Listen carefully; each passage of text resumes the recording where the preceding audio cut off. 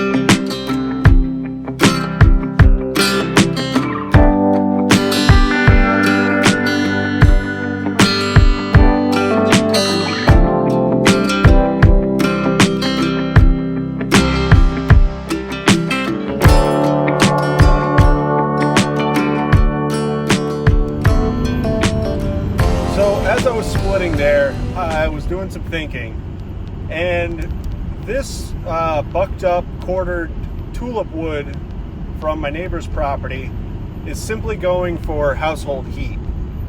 Tulip burns pretty hot, pretty fast, and you know, you're constantly feeding the fire.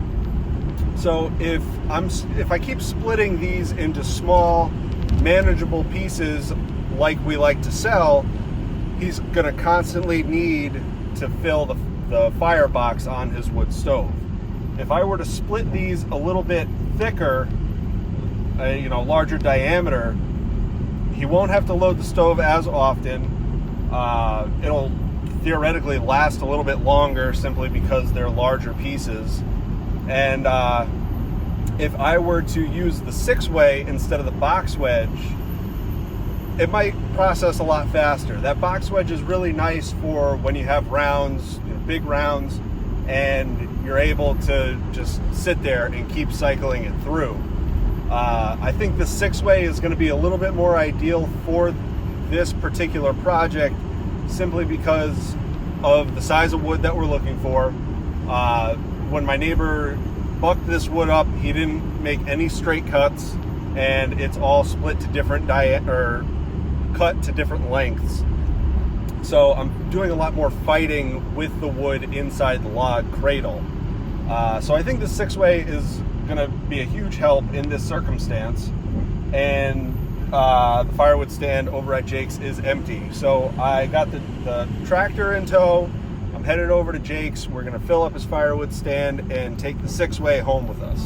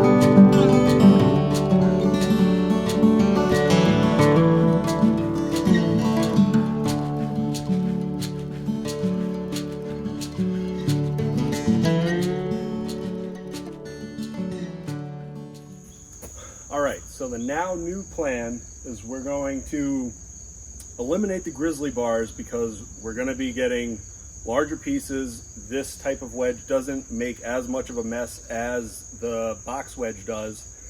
And the conveyor wasn't quite working to its full potential when it was maxed out totally vertical as far as the legs would allow it, which was the only way to allow for the grizzly bars to go into my truck and work that way.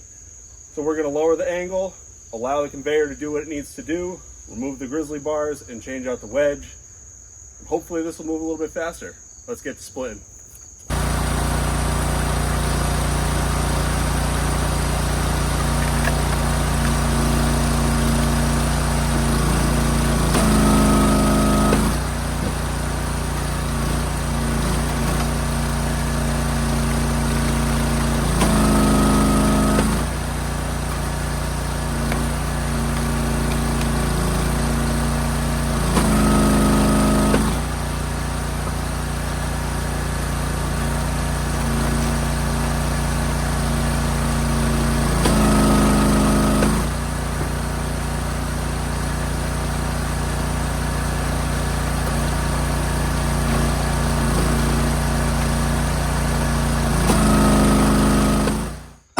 This is the first time out of the top that we've used, or that I have used this grizzly bar setup in the quote-unquote stowed position. By stowed, I mean it's not actively working as grizzly bars. We've folded them as far as they would go down to hopefully miss the end of the conveyor, and it does not appear to be doing that. It is catching some wood. It's going right down in between the pan and the bars, getting stuck here. While some of it is still making its way into the truck, I have a feeling that that backup is going to cause some problems. So I'm just going to eliminate it completely, take those right off, and possibly even back the truck up a little more now that the grizzly bars aren't going to be there.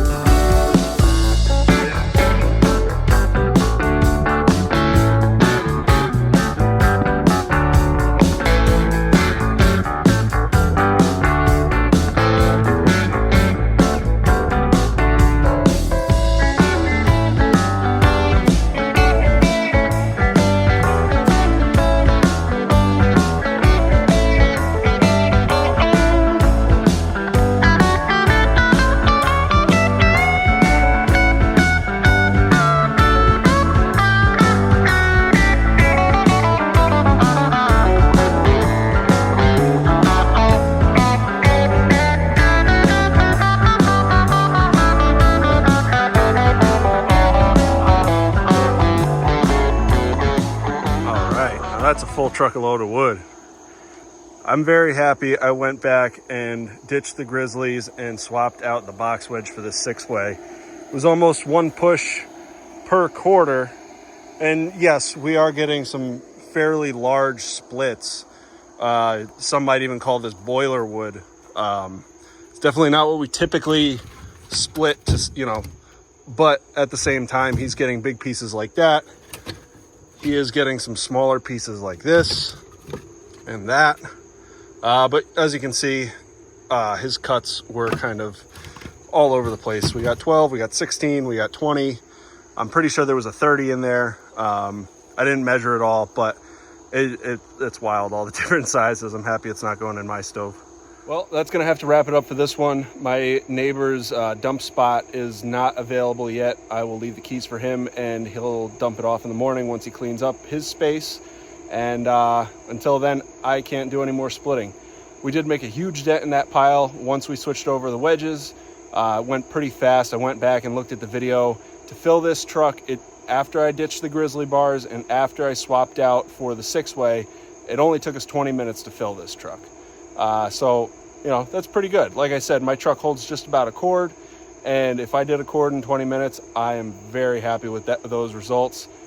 But yes, these splits are very big, much larger than what we normally sell. But again, all of these are going to home heating, and we're just looking to get the longevity out of it. These are junk trees that we cut down on our own properties, and we don't want to pay to get rid of, so we're just going to burn them and heat our families. But like I said, that's going to wrap it up for this one. If you like this video, give me a big thumbs up. If you haven't done so already, click that subscribe button down below. Any questions, comments, feedback, go ahead and drop it in that comment section. But for now, I'm Chris. This is Dude Ranch DIY, and we'll catch you here next time.